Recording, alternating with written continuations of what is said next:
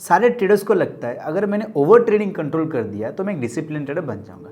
ऐसा बिल्कुल भी नहीं है। एक डिसिप्लिन ट्रेडर कुछ सेटअप रूल्स फॉलो करता है जो उसको नोवाइस ट्रेडर से अलग बनाता है। वो रूल्स क्या है? जैसे कितना कैपिटल मेरे को ऑप्शन बाइंग में यूज करना है, कितना कैपिटल मेरे को स्विंग ट्रेडिंग में यूज करना है, जब मेरा प्रॉफिट हो रहा है मेरे को कब क्वांटिटी बढ़ाना चाहिए, मेरा दिन भर में प्रॉफिट प्लानिंग कितना है, मेरा ओवरऑल महीने का प्रॉफिट प्लानिंग कितना है, कितना लॉस में महीने का प्लानिंग किया हूँ, मेरा परफेक्ट सेटअप एंट्री क्या है, वो सब रूल्स होते हैं। और जब हम लोग ऑप्शन बाइंग का बात कर रहे हैं ना, ऑप्शन बायर बिना रूल्स के साथ ज़्यादा दिन मार्केट में टिक नहीं पाएगा, मार्केट उसको भगा देगा। तो इसीलिए इस वीडियो में मैं बहुत सारा पॉइंट्स बताने वाला हूँ जो एक नॉर्मल ट्रेडर को बहुत ज़्यादा हेल्प करेगा। तो एंड तक वीडियो को जरूर देखना। फर्स्ट पॉइंट जो हम लोग डिस्कस करने वाले हैं वो कितना कैपिटल हम लोग यूज़ करें। स्पेशली मैं ऑप्शन बाइंग का बताने वाला हूँ। ठीक है, देखो अगर आप स्विंग ट्रेडिंग करो या इन्वेस्टमेंट करो, आपका पोर्टफोलियो कभी भी ऐसे नहीं जाने वाला, चांस ही नहीं है। कैसे जाएगा? मार्केट थोड़ा ऊपर जाएगा, फिर करेक्शन देगा तो मार्केट आपका पोर्टफोलियो डाउन होगा, नेगेटिव दिखेगा, फिर उसके बाद मार्केट साइडवेज हो सकते हैं, फिर अगर मार्केट रैली रहेगा तो ऐसे करके मार्केट जो अपसाइड जाते हैं, ये तो आप लोगों को पता ही है। एग्जैक्टली वैसे ही हम लोग ऑप्शन बाइंग में भी ऐसे ही होने वाला। याद रखो, अगर आप ऑप्शन बाइंग कर रहे हो आपका विनिंग प्रोबेबिलिटी ऑलरेडी कम है। फर्स्ट चीज, ऑप्शन बाइंग रिस्क एलोकेशन में सबसे टॉप पे। रिस्क एलोकेशन मतलब सबसे लास्ट में क्या आएगा? म्यूचुअल फंड्स, स्टॉक इन्वेस्टिंग, उसका आपका स्मॉल केस वगैरह हो गया, फिर धीरे धीरे आपका स्विंग ट्रेडिंग हो गया, फ्यूचर ट्रेडिंग, ये सब धीरे धीरे आएगा। सबसे टॉप पे क्या? ऑप्शन बाइंग, जहाँ पे पूरा कैपिटल वाइप आउट हो सकता है, जहाँ पे डबल ट्रिपल भी हो सकता है। लेकिन क्वेश्चन ये है कि मेरे को कितना यूज करना है। देखो, मैं हमेशा ये मानता हूँ जितना आपके पास ऑप्शन बाइंग में आपका पैसा रखे हो उसको 4 या 5 भाग में डिवाइड कर दो। मतलब हमेशा याद रखो 5 महीने का आपके पास बैकअप होना जरूरी है। नॉर्मली आप देखोगे ज़्यादातर लोग क्या करते हैं, पूरा कैपिटल यूज करते हैं ऑप्शन बाइंग में।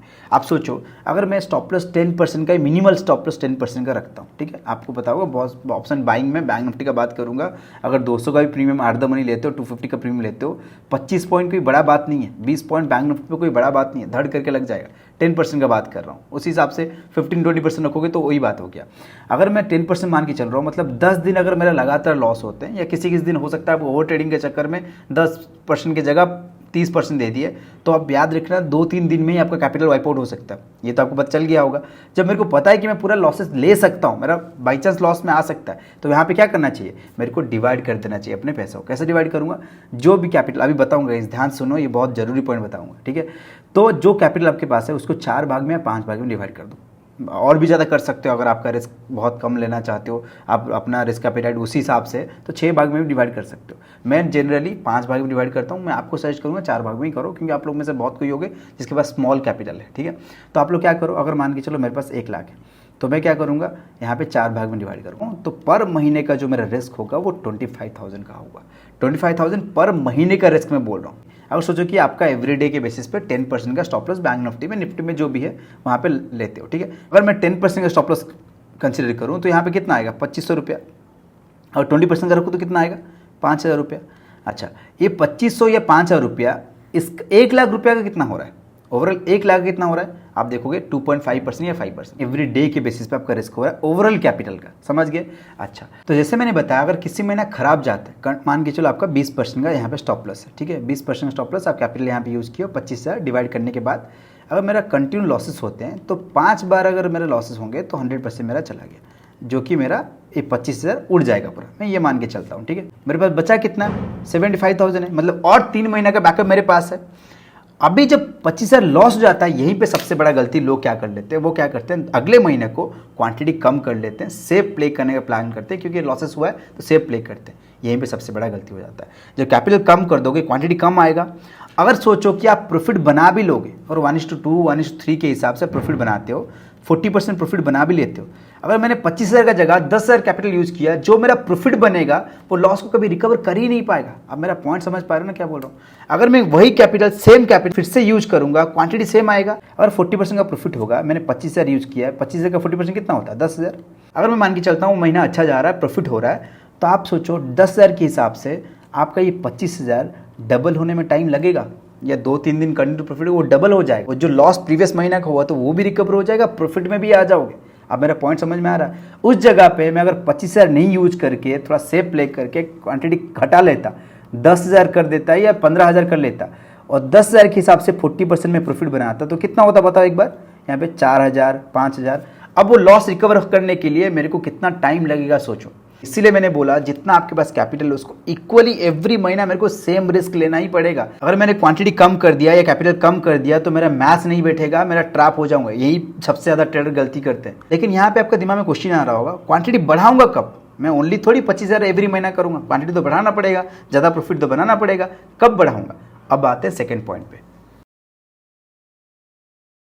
सेकेंड पॉइंट है कैपिटल हम लोग कैसे बढ़ाएंगे। जैसे मैंने बताया, अगर मान के चलो मेरे पास 1 लाख है और मैंने इसको 25,000 25 के इसको मैंने डिवाइड कर दिया 4 भाग में, ठीक है। और एग्जाम्पल हम लोग 20% का ले रहे हैं। कैसे देखो 20% का मैं यहाँ पे एग्जाम्पल ले रहा हूँ, किसी का 10% हो सकता है, किसी का 7% हो सकता है, किसी का 15% हो सकता है, किसी का 18% हो सकता है। मैं एग्जाम्पल दे रहा हूँ 20% के हिसाब से, ठीक है। अगर मैं यहाँ पे 1:2 कैप्चर करता हूँ, आप लोग में से 1:3 भी कैप्चर कर पाओगे। मैं अगर 1:2 कैप्चर करता हूँ तो यहाँ पे प्रॉफिट मेरा कितना होगा? 40%। तो 40% मेरा यहाँ पे टारगेट मिल रहा है। टारगेट मेरा 40% है और लॉस मेरा हो रहा है यहाँ पे 20% के हिसाब से। अच्छा, अगर अब मेरा उस महीना अच्छा जा रहा है तो मैं प्रॉफिट भी अच्छा बना रहा हूँ, तो ये कंटिन्यू अगर प्रॉफिट होते हैं तो मेरा जो 25,000 मैंने यूज किया है वो डबल हो जाएगा, मतलब 25K अगेन 25K हो जाएगा। आप बोलोगे सर डबल ही क्यों, ट्रिपल 4 टाइम्स 5 टाइम्स भी हो सकता है? नहीं गैस, देखो आपका लॉसेस भी होंगे, कंटिन्यू लॉसेस भी होंगे, वहाँ से भी जाने वाला है। ओनली आप रिस्क रिवॉर्ड फॉलो कर रहे हो करके आपका डबल होने का चांसेस है। जो लोग स्कैल्पिंग वगैरह करते हैं, घुसो निकलो 1:1 फॉलो कर रहे हैं, वो लोग कभी डबल कर ही नहीं पाएंगे, ठीक है। 50-60% में अटक जाएंगे। तो सोचो कि अगर आप अच्छे से रिस्क रिवॉर्ड फॉलो किया, आपका प्रॉफिट भी होने लगा। अब हम लोग ओवरऑल कैपिटल कितना हुआ? 1,25,000। अब जो 1,25,000 है उसको अभी हम लोग 4 भाग में डिवाइड कर देंगे, तो कितना आएगा? 4 भाग डिवाइड करते हैं तो अराउंड कुछ 30,000 31,000 कुछ आएगा। हम लोग यहाँ मान के चलते 30,000। अब 30,000 के हिसाब से जितना मेरा क्वांटिटी आएगा उतना ही क्वांटिटी में बाय करूंगा, ना कि मैंने 25,000 यूज किया और 25,000 मेरा आ गया, मेरा 50,000 हो गया, अब मैं क्वांटिटी उस हिसाब से लूंगा। नहीं गाइस, ये गलती मैंने बहुत किया हुआ है, बहुत सारे ट्रेड ये गलती किए हुए हैं कि अब जब भी प्रॉफिट होता है तो चलो क्वांटिटी दबा, और उसी महीना खराब हो जाता है, पूरा पैसा डूब गया, सारा प्रॉफिट भी खत्म हो गया। ये नहीं करना है। इसलिए मैं बोलता हूँ इक्वली हर दम डिवाइड होना चाहिए। मैंने यहाँ पे 4 भाग में बोला है, आप 5 भाग 6 भाग में करोगे तो और अच्छा। अगर आपके पास कैपिटल ज़्यादा है 5-6 टाइम्स में डिवाइड करो, ताकि रिस्क भी आपका कम रहेगा, आपका प्रॉफिट भी उसी हिसाब से मैनेज होते रहेगा। समझ गए ना? तो इक्वली हम लोग हमेशा डिवाइड करके चलेंगे। और आप बोलोगे सर अगर पूरा प्रॉफिट को क्या रीयूटिलाइज कर देना है, री इन्वेस्ट कर देना है, तो हम लोग खुद के लिए क्या एक्सपेंस निकालेंगे? देखो गाइस, मैं बोलूँगा यहाँ पे जो प्रॉफिट निकाले हो उसको आप लोग हाफ में कर सकते हो। 50% आप अपने लिए खर्चा करो, 50% उसको री इन्वेस्ट करो। लेकिन उस केस में आपको क्वांटिटी धीरे धीरे बढ़ाना पड़ेगा, क्योंकि आप एक्सपेंस भी निकाल रहे हो, ठीक है। ये आपको ध्यान रखना पड़ेगा। थर्ड पॉइंट पे हम लोग बात करने वाले हैं नंबर ऑफ ट्रेड। दिन में हम लोग कितना ट्रेड करना चाहिए, कितना रिस्क प्लान करना चाहिए, कितना रिवर्ट प्लान करना चाहिए। देखो गाइस, उसके लिए मैं एक डेडिकेटेड वीडियो ऑलरेडी बना चुका हूं, जहां पे मैंने बहुत कुछ डिटेल्स में बताया, ठीक है। आपका आई बटन पे आ रहा होगा वीडियो देखना, या डिस्क्रिप्शन बॉक्स में लिंक होगा, जाके देखना, ठीक है। इस वीडियो खत्म हो जाए फिर देखना, ठीक है। उस वीडियो पर मैंने एक चीज़ बताया था रिस्क रिवर्ट के बारे में, जो आपका 1:2 1:3 होना चाहिए। कितना रखोगे वो एक कॉलम बना के मैंने बताया, जाके देखना, ठीक है। अच्छा, वहाँ पे जो 1:2 1:3 का बात किया था, बहुत लोग क्या करते हैं, मैंने ये नोटिस किया है, वो लोग एंट्री बना लेते हैं, स्टॉप लॉस लगा लेते हैं अपना, यहाँ पे ऐसा लगा दिए, टारगेट भी अपना सेट कर लेते हैं, टारगेट मेरा ये है। लेकिन मार्केट तो एक बार में जाएगा नहीं, मार्केट जब स्लो धीरे धीरे करके जाता है, उनको लगता है कि मार्केट यहाँ से घूम जाएगा, या कोई बोल दिया कि इस लेवल बहुत ज़्यादा स्ट्रॉन्ग रेजिस्टेंस है, ये है वो है, मार्केट घूम जाएगा। यहीं पर लोग क्या करते हैं, ट्रेड को बुक कर लेते हैं, एग्जिट कर जाते हैं। उसके बाद मार्केट क्या करेगा, बड़ा स्पाइक मारेगा या घूम सकता है, कुछ भी हो सकता है। जो लोग आपको बता रहे हैं ना मार्केट इस लेवल को ब्रेक कर देगा तो यहाँ चले जाएगा, इस लेवल को ब्रेक कर देगा नीचे आ जाएगा, ये बहुत ज़्यादा स्ट्रॉन्ग रेजिस्टेंस है, मेरे को यहाँ पे एग्जिट कर देना चाहिए, मुझे लग रहा है। कैसे बता दूँ, अगर उनको इतना भी पता है, अगर इस लेवल को ब्रेक कर देगा मार्केट ऊपर चला जाएगा, इतना लेवल को ब्रेक नीचे आ जाएगा, उनको बोलो ना आप लोन लेके पैसा क्यों नहीं लगा रहे हो, आप बोल क्यों रहे इस लेवल को ब्रेक करके ऊपर चले जाएगा, पैसा लगा दो, पूरा लोन लेके लगा दो। किसी को मार्केट के बारे में कुछ नहीं पता है गाइस, आपको बस इतना ही पता है मेरा एंट्री बन गया, मैं सोच समझ के प्लानिंग प्लॉटिंग करके एंट्री बना लिया, अब मैं लॉस लूंगा या टारगेट लूंगा।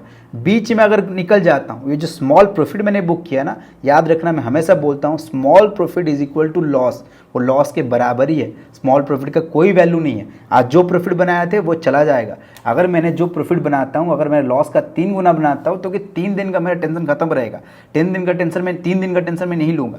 लेकिन लेकिन वहाँ पे अगर स्मॉल प्रॉफिट स्मॉल लॉस में आऊँगा, हर दिन मेरा स्ट्रेस में ही रहने वाला है, मैं कल क्या करूँगा, कल मेरा प्रॉफिट होगा तो कल मैं लॉस तो नहीं हो जाएगा ना, हर दिन का स्ट्रेस लेगा। अगर आप 3 गुना 4 गुना प्रॉफिट बनाना स्टार्ट करोगे तो आप लॉस के लिए सोचोगे नहीं, लॉस होने भी दोगे तो कोई दिक्कत नहीं होगा। आज आप यहाँ पे एग्जिट कर दिया ना, कल पता है क्या होगा, कल आप मार्केट जाते के साथ एग्जिट करना स्टार्ट कर दोगे, फिर मार्केट स्टार्ट होते के साथ थोड़ा जाते के साथ एग्जिट कर जाओगे, उसके बाद आप स्कैल्पर बन जाओगे। जो कि आपको पता है स्कैल्पर ओवरऑल अगर 100 लोग स्कैल्पिंग करते हैं तो 99 लोग फेल होने वाले हैं, एक बंदा ही ओनली स्कैल्पिंग में सक्सेसफुल हो पाए, क्योंकि 99 लोग ओवर ट्रेडिंग ही करने वाले हैं, ठीक है। लेकिन उस वीडियो में मैंने बताया कितना टारगेट अचीव होने के बाद आप कॉस्ट कर सकते हो, ये भी मैंने बताया, देखोगे तो समझ में आ जाएगा, ठीक है। जैसे मैं हमेशा कहता हूँ कि दिन में एक ट्रेड करो, और आप एक ट्रेड फॉलो भी करते हो, रिस्क रिवॉर्ड फॉलो भी करते हो, लेकिन जिस दिन एसएल हिट हो जाता है ना, आपको कहीं ना कहीं बुरा जरूर लगता है कि यार भाई मैं दूसरा ट्रेड करने का ऑप्शन नहीं है, मेरे को रिस्क रिवॉर्ड के बारे में पता है कि मैं लॉस कर लेता हूँ तो अगले दिन मैं प्रॉफिट 3 गुना 4 गुना बना लूँगा और वो लॉस रिकवर होकर 3 दिन एक्स्ट्रा मेरा प्रॉफिट आ जाएगा। लेकिन स्टिल कहीं ना कहीं जब एसएल हिट होता है तो थोड़ा बहुत बुरा लगता है, ठीक है। उस जगह पर आपका एक अच्छा हैक दे रहा हूँ, क्या करना चाहिए। जो मैंने बताया था आप लोग को, आपका साइकोलॉजी जब खराब होता है लॉस रिकवर करने की कोशिश करते हो, ठीक है, जो कि लॉस रिकवर होगा नहीं। अगर 10 बार अगर मैं ट्राई करूंगा ना, 2 बार हो सकता है कि लॉस रिकवर हो भी जाए, लेकिन 8 बार पता होना चाहिए वो लॉस डबल ही होगा। जो मेरा आज का लॉस फिक्स था वो डबल लॉस देके जाने वाला, ये गारंटीड है। 10 बार में से 8 बार यही होने वाला है। तो मेरा जब स्टॉप लॉस हिट हो जाए तो वहाँ पे ऐसा क्या करे जो मेरा साइकोलॉजी ठीक करे। मैं एक हैक दे रहा हूँ, ध्यान से सुनना। यहाँ पे जो हम लोग एग्जाम्पल लिए थे कि अगर मेरे पास 1 लाख है, उसको 4 भाग में डिवाइड कर दूंगा, 25 के मैंने डिप्लॉय करूंगा, यूज करूंगा ट्रेड करने के लिए, और 75 के मेरे पास बचे रहेगा, है ना। 25,000 के हिसाब से मैंने ट्रेड बनाया और मेरा लॉस हो गया, यहाँ पे स्टॉप लॉस हिट हो गया 10% 15% के हिसाब से मेरा स्टॉप लॉस अगर हिट हो गया। अब मैं क्या करूँगा, देखो अब आपको क्या करना है। जो 75,000 आपके पास पड़ा हुआ है ना, क्योंकि 25,000 ही ओनली यूटिलाइज हो रहा है, आपके पास 75,000 एक्स्ट्रा पड़ा हुआ है। यहाँ पे आपको क्या करना है, जिस दिन स्टॉप लॉस हिट होगा उस दिन अच्छा स्टॉक्स पिक करके उसको स्विंग ट्रेडिंग के लिए डाल देना है। अब आप बोलोगे सर स्विंग ट्रेडिंग के बारे में मेरे को कोई आइडिया नहीं है, तो गाइस कमेंट सेक्शन में आप लोग मेरे को बताओ। अगर आपको स्विंग ट्रेडिंग का वीडियो चाहिए, जितना कमेंट्स आएगा मैं जल्दी स्विंग ट्रेडिंग के ऊपर स्ट्रैटेजी प्लस स्कैनर लेके आऊँगा, ताकि आप लोग को ईजिली जब भी आपका टाइम मिलेगा आप स्विंग ट्रेडिंग बना सकते हो। और इतना ऑटोमेटिक प्रोसेस रखेंगे ताकि आपको इतना ज़्यादा स्टॉक सिलेक्शन में ढूंढते ये सब नहीं करना है, ईजी प्रोसेस रखेंगे, सारी चीज़ ऑटोमेटिक होगा, ठीक है। ऑटोमेटिक मतलब ऑटोमेटिक बाय नहीं होगा, आपके पास नोटिफिकेशन वगैरह उस हिसाब से हम लोग करेंगे, ठीक है। तो मेरे को कमेंट सेक्शन में जरूर बताना, सब कोई जितना ज़्यादा कमेंट आएगा मैं जल्दी वीडियो लाऊंगा, ठीक है। जिस दिन आपका स्टॉप लॉस हिट होगा उस दिन आपका स्विंग ट्रेडिंग करना है। उससे क्या होगा, आपका ब्रेन उसी हिसाब से प्रिपेयर होगा कि मेरा स्टॉप लॉस हिट हो गया तो आपको चार्ट फिर से देखने का मन करेगा। तो अगर मैं अच्छा स्टॉक्स पिक करके उस बाय कर लेता हूं तो मेरा माइंड भी डाइवर्ट हो गया और वो स्विंग ट्रेडिंग मेरे स्लोली मेरे को रिटर्न देगा, जो मेरा इस कैपिटल को गेन करने में हेल्प करेगा। मेरा पॉइंट समझ में आ गया इसमें मैं क्या बताना चाह रहा हूं। आई होप आप लोग समझ में आ रहा होगा, ठीक है। लास्ट पॉइंट, कुछ ट्रेड्स ऐसे होते हैं जहाँ पे आप फुल कॉन्फिडेंट होते हैं उस ट्रेड को लेके, कुछ ट्रेड्स ऐसे होते हैं जहाँ पे आपको डाउट होता है वो ट्रेड अप जाएगा या डाउन जाएगा। मतलब डाउट ट्रेड्स मतलब कि आपका 60% चांसेस से आपको लग रहा है कि ये ट्रेड मेरे डायरेक्शन में जाएगा, अप या डाउन जो भी हो, और 40% चांसेस है कि मेरे अगेंस्ट जा सकता है, मतलब डाउट थोड़ा बहुत आ रहा है, ठीक है।